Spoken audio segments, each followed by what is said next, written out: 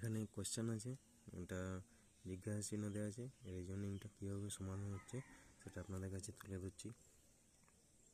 বাইরের সংখ্যাটা দিয়ে ভেতরেরটা আছে। প্রথমে এটা করছি 7 যুক্ত 9 করলে হচ্ছে 16, সেটার থেকে যদি 6টা বাদ দিই তাহলে হচ্ছে 10। দেখি পরেরটা ওই ট্রিক্স কাজে লাগিয়েছি নাকি। 5 যুক্ত 8 13, সেটার থেকে 3 বাদ দিলে হচ্ছে 10। হ্যাঁ, নিচের দুটোই যোগ, উপরেরটা বিয়োগ। সেম, তাহলে 9 যুক্ত 6 সমান 15, সেটার থেকে 4 বাদ 11।